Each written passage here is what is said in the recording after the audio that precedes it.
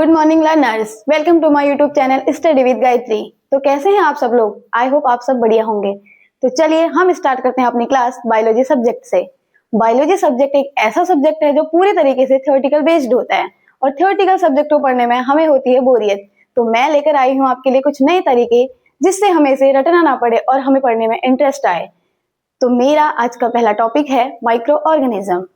क्यों पढ़ते हैं हम माइक्रो ऑर्गेनिज्म? बहुत सारे सवाल हमारे दिमाग में आते हैं, जैसे कि व्हाट आर माइक्रो ऑर्गेनिज्म, होते क्या है माइक्रो ऑर्गेनिज्म, क्या रोल प्ले करते हैं हमारी लाइफ में, हमारे एनवायरनमेंट में और हमारी बहुत सारी एक्टिविटीज में, कौन सी डिजीज कॉज करते हैं, क्यों इनसे डिजीज फैलती है, क्यों हमें इनसे प्रिवेंट करना है खुद को। ये सारे सवालों के आंसर आपको मिलेंगे मेरी पूरी क्लास में। तो हमारा पहला सवाल था what are micro organism.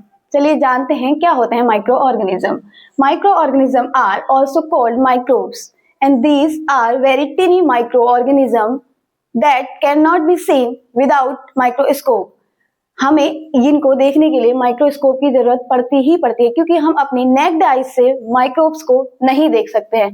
But यहाँ पे एक एक्सेप्शनल केस है कि लोग कहते हैं माइक्रोब्स को हम अपनी नेक्ड आइज से नहीं देख सकते, बट जब हम माइक्रोब्स के टाइप्स पढ़ते हैं, सारे माइक्रोब्स की स्टडी करते हैं, तो हमें कुछ माइक्रो ऑर्गेनिज्म ऐसे दिखते हैं जिन्हें हम नॉर्मली अपनी नेक्ड आइज से देख सकते हैं विदाउट माइक्रोस्कोप, जैसे कि कुछ फंगस, कुछ एल्गी। तो दूसरा सवाल हमारे दिमाग में आता है why do we study of micro organism. क्यों जरूरत पड़ती है हमें माइक्रो ऑर्गेनिज्म की स्टडी करने की? इसलिए कि we study micro organism to understand their importance and effect on life. इनका सीधे से हमारी लाइफ पे इफेक्ट पड़ता है और इनके बहुत सारे इंपॉर्टेंस होते हैं हमारी लाइफ में, इसीलिए हमें इसको पढ़ना पड़ता है। दूसरा है micro organism cause disease and know how to prevent them. Micro organism बहुत सारी डिजीज कॉज करते हैं in human beings and animals and plants, और हमें उन डिजीज को पहचानने की जरूरत होती है और कैसे खुद को उन डिजीज से प्रिवेंट करें, कैसे खुद को बचाएं, इस चीज की हमें जरूरत होती है। तीसरा पॉइंट हमारा used in food production. Food production में भी माइक्रो ऑर्गेनिज्म जगह जगह पे अपना रोल प्ले करते हैं, जैसे कि कर्ड, आपका दही बनाने में बैक्टीरिया यूज होते हैं, जैसे कि आपके ब्रेड बनाने में और आपके फर्मेंटेशन में, पनीर बनाने में, हर जगह माइक्रोब्स यूज किए जाते हैं। And to understand human health, immunity and hygiene. Human health पे कैसे इनका प्रभाव पड़ता है, कैसे ये ह्यूमन हेल्थ को खराब करते हैं और कैसे कुछ माइक्रोब्स ह्यूमन हेल्थ के लिए फ्रेंडली होते हैं, कैसे हमें कुछ फायदे भी इनसे मिलते हैं, इसके लिए हमें माइक्रो ऑर्गेनिज्म की स्टडी करनी बहुत जरूरी होती है।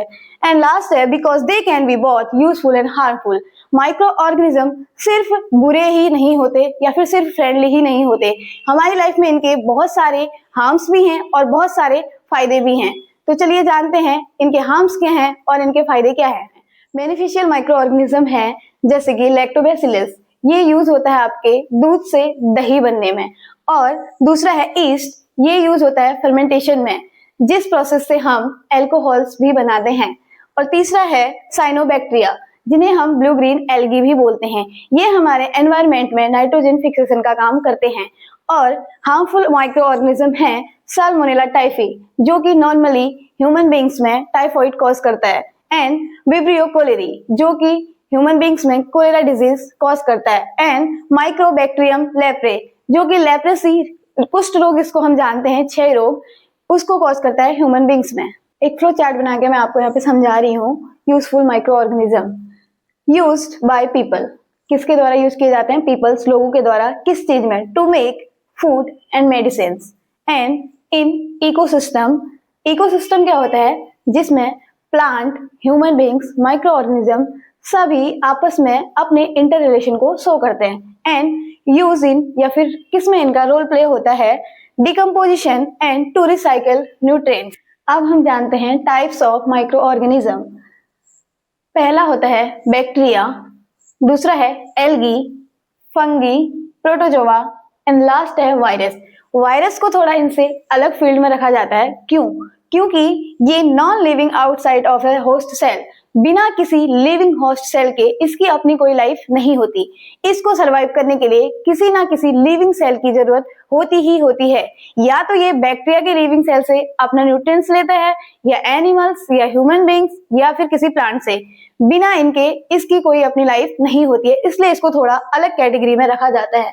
इसे connecting link between non living and living things भी बोला जाता है, क्योंकि इसके कुछ कैरेक्टर्स वो होते हैं नॉन लिविंग के जैसे, क्योंकि विदाउट लिविंग सेल के ये जिंदा नहीं रह सकता, और कुछ कैरेक्टर्स वो होते हैं लिविंग थिंग्स के जैसे आफ्टर होस्ट सेल में जाने के बाद। तो अभी तक हमने जाना कि क्या होते हैं माइक्रो ऑर्गेनिज्म यानी कि सूक्ष्म जीव, पर अब हम डिफरेंट कैटेगरीज पढ़ चुके हैं, इनके टाइप्स पढ़ चुके हैं, क्यों इनको अलग अलग टाइप्स में रखा गया है, क्या होते हैं बैक्टीरिया, क्या होती है एल्गीज, क्या होती है फंगी एंड क्या होते हैं प्रोटोजोआ एंड क्या होते हैं वायरसेस, क्यों ये हमारी लाइफ में रोल प्ले करते हैं, क्यों ये हमारे एनवायरनमेंट में रहते हैं, क्यों ये डिजीज कॉज करते हैं, कैसे हुई इनकी डिस्कवरी, इन सभी के बारे में डिटेल से जानेंगे हम अपनी अगली क्लास में। तो तब तक के लिए बनी रहिए मेरे YouTube channel study with Gayatri पे। Thank you.